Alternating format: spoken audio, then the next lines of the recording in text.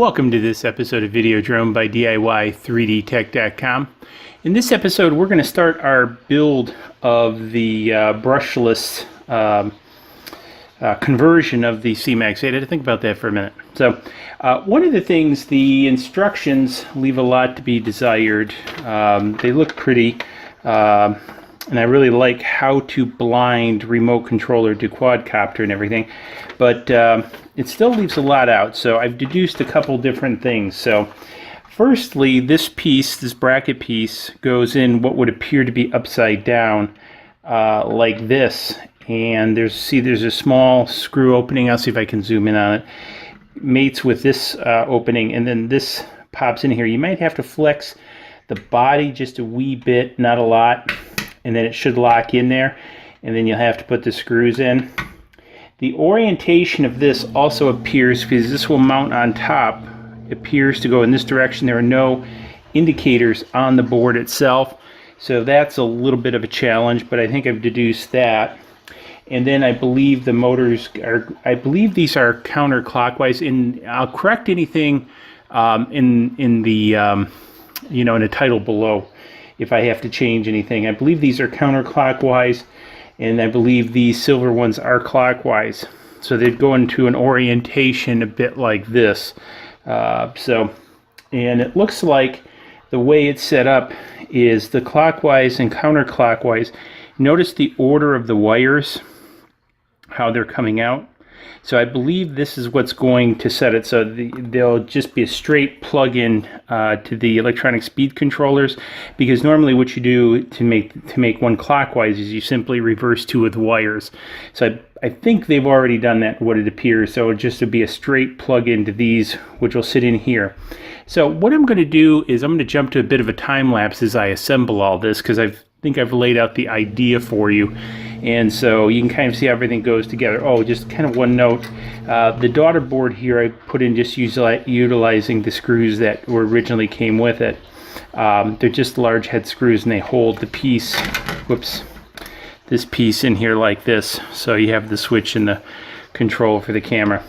So what I'm going to do again is jump to a time lapse, and then you can watch me build it, and then we'll come back and we'll talk about it after I get everything basically assembled.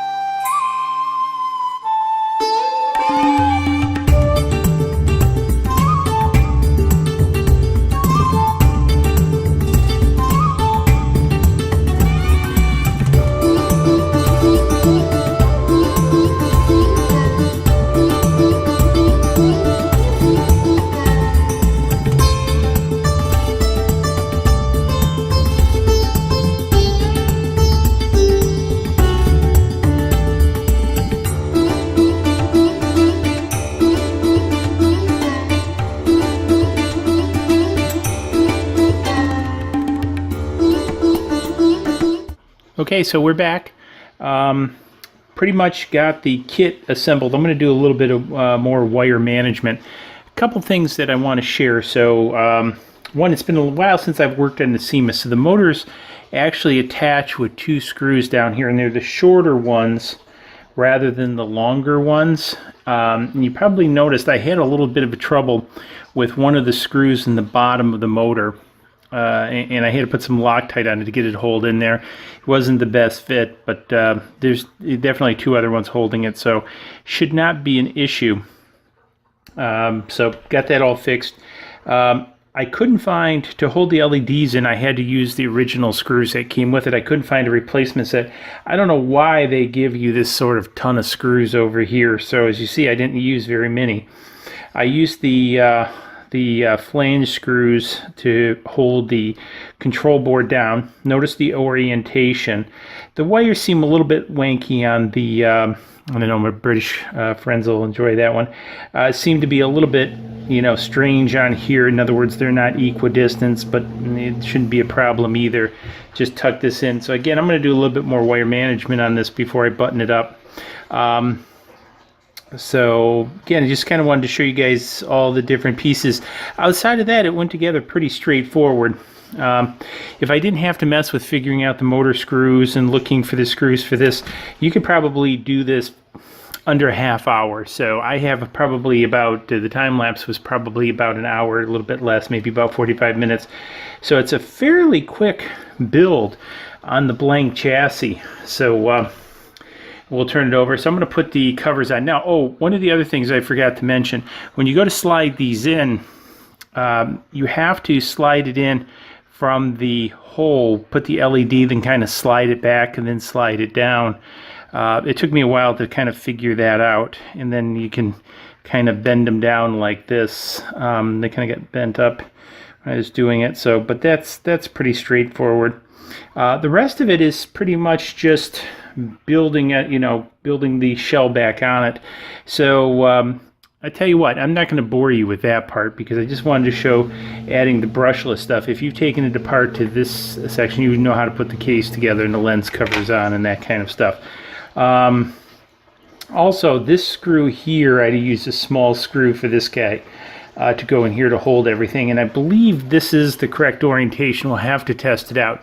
So in the next video, what I'm going to do is I'm going to do the remote control piece. So we'll come back in another video, do that, and then we'll bring it all back together in the third video and give it a test flight. So anyways, hopefully you found this interesting, and if you have any questions, hit me up below. I'll also have a link to this kit below if you're interested in it, if you ever Syma. I'm building it on a blank kit. I've had this frame as an extra frame, and so I'm just building it afresh on this. And so if you want to do that, I also have links for that below. Got it off eBay, super cheap. Kind of highly recommend it. And again, you can build your own. For the kit's about $100. And for the other pieces, you're probably talking 30, 40 bucks. So for under 150 bucks, you can build this brushless copter. So anyways, if you found it interesting as I did, give it a thumbs up. Don't forget the subscribe button will be coming up over there. Comment below if you have any questions. And hey, we'll see you in the next video when we do the remote control. Cheers.